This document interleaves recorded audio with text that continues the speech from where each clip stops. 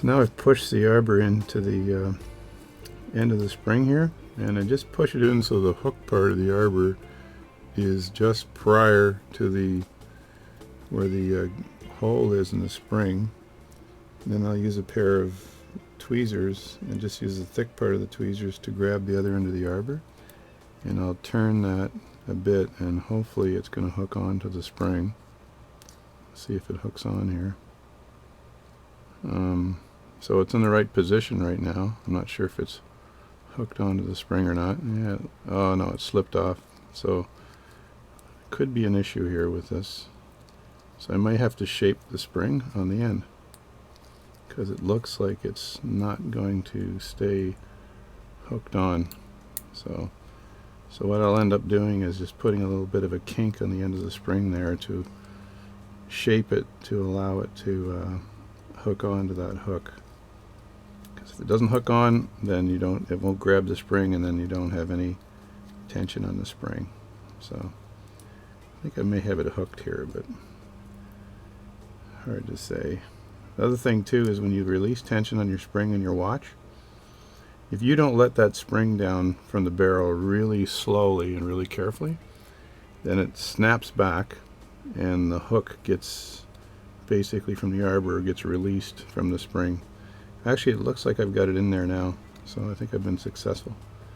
And I just have to put the barrel cap back on, which is this nice little thing here. And to put the barrel cap on, I need to line up that little groove there with where the T part is for the spring, and make sure that the T part of the spring goes out where the hole is. So, and then just press down like that. And then I typically use a pair of tweezers like this and just snap down on it like that. That looked like it snapped in. And then go all the way around with the tweezers, and that snapped. Make sure it's all nicely snapped in place. And then I've got the barrel snapped in. I better get that phone call. Now that the cap is on, I just examine the edge of this cap to make sure it's in place, and the cap isn't protruding on the edge.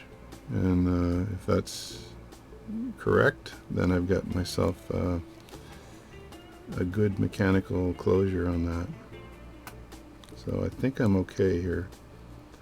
Cap looks like it's on well, and the T part is protruding from the little hole where the spring is right there, so you can just see it. So it looks like it's good to go. Then I just have to do some oiling of the arbor and then do reassembly and check her out. So the next step, I oiled the hole in the movement here is to drop this into the hole, and I believe it should just drop in nicely. So it shouldn't be that difficult. So I'm going to try to line it up a bit and then just put it in there, drop it in, and see what happens. I may have to take it out of this holder here to be able to look at it a bit closer.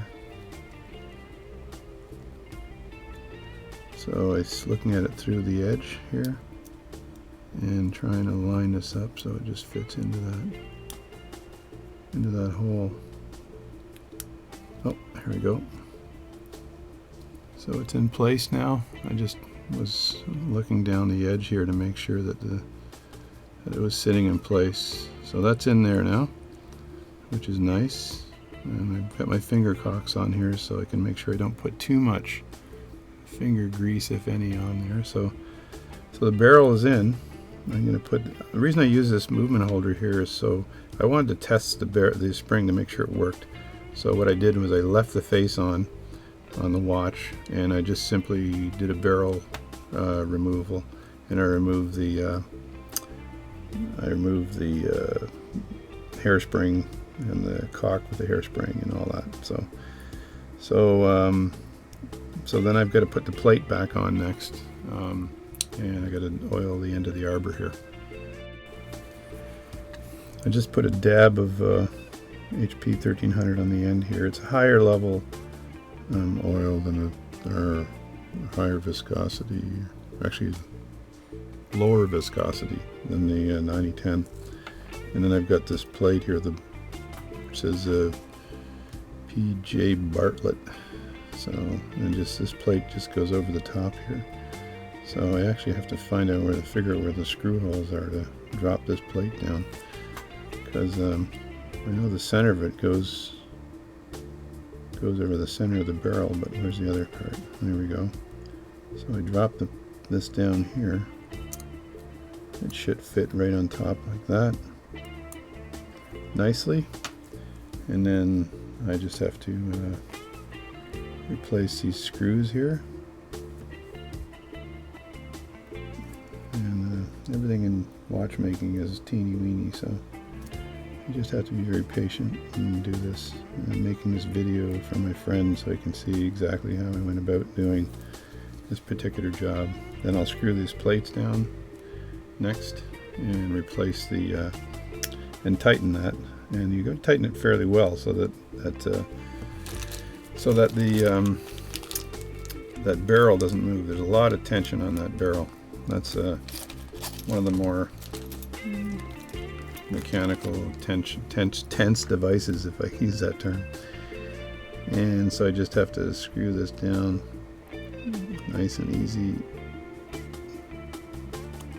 Try not to slip your screwdrivers because you end up scratching the plates. So I just screw it down loosely to start off with, and then tighten this up a little bit later. I got to take these finger cocks off this hand because I'm not going to touch the watch with this hand. So I got to remove that so I can actually use the screwdrivers properly. So that's tight, or that's loose on one side, and I just have to tighten it down on this side.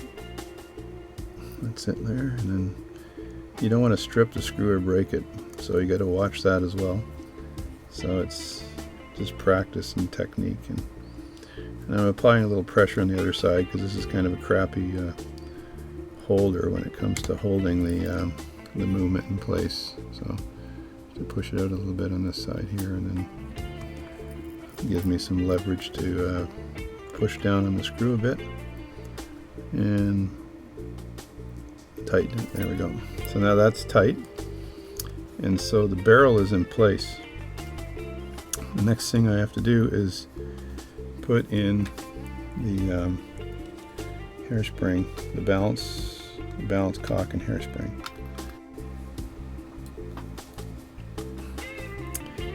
So the next step is put a bit of Mobius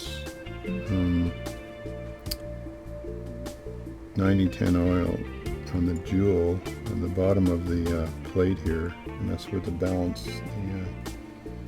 the end here, pivot, the very end of the pivot here touches this jewel on the bottom. So I'm not sure if you can see the jewel on the bottom there.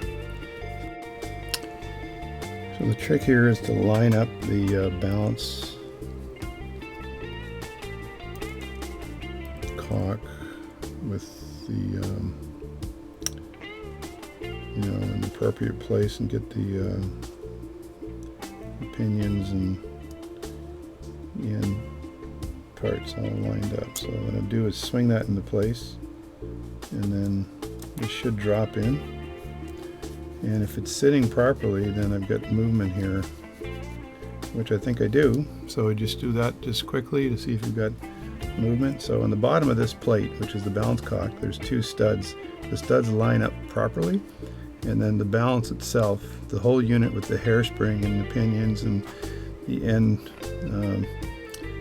parts, whose names I forget. Anyway, they rest inside the jewels on this side and the bottom jewel as well. So someone told me once you should always memorize all the parts of the watch, but sometimes you forget. So anyway, so those are the pivots on the top. So the pivots line up with the jewels are oiled, and then I drop this in and I put the screw in. So now when I put the screw in, You do not want to tighten it down completely until you make absolute sure that this is in place, because if you tighten it and it's not in place, you will crack the pivot or break a stone or do something terrible. So watchmaking or watch repair is all about being patient.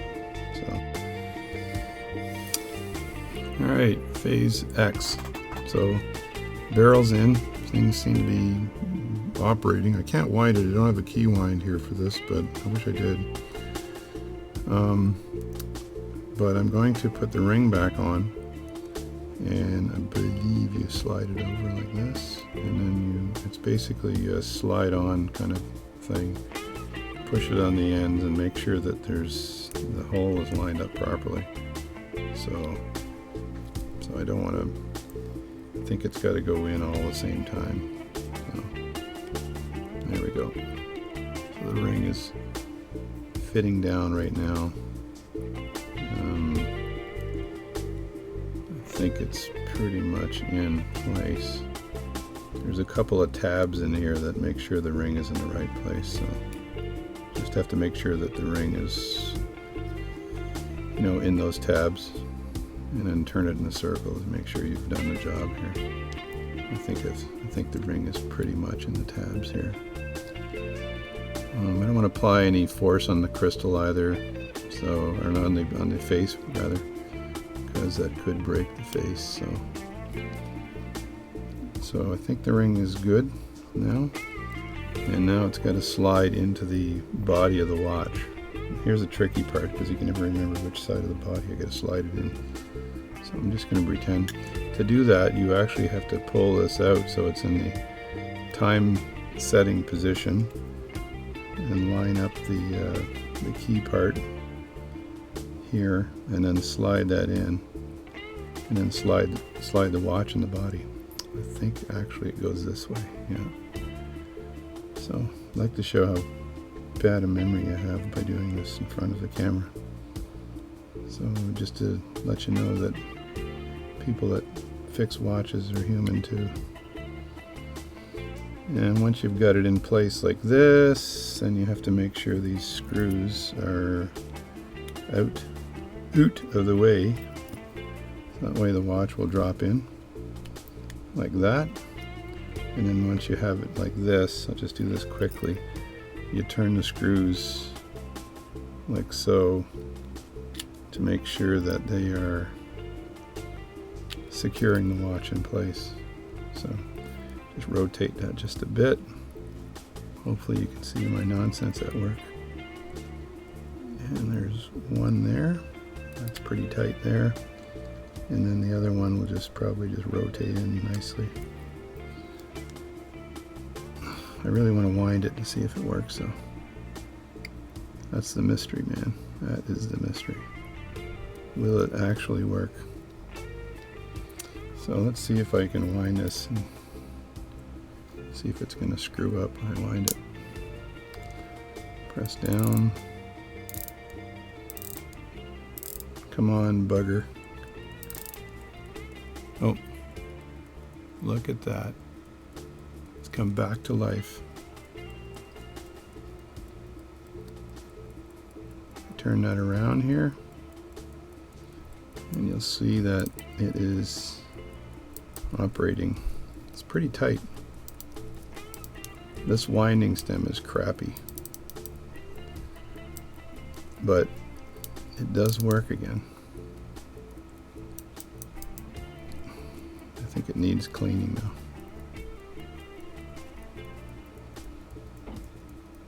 It's almost like it doesn't want to go sideways. It's like, I don't want to work sideways. I don't want to work sideways. So there is life. So I'll put this back together, but I think it needs a cleaning because it had a little bit of reluctance in actually moving there. So I'm going to end up having to take this apart and clean it, but I'll let Greg know that the watch actually works and he can see it in the video. So say, hey, look at that. It works. Anyway, that's it.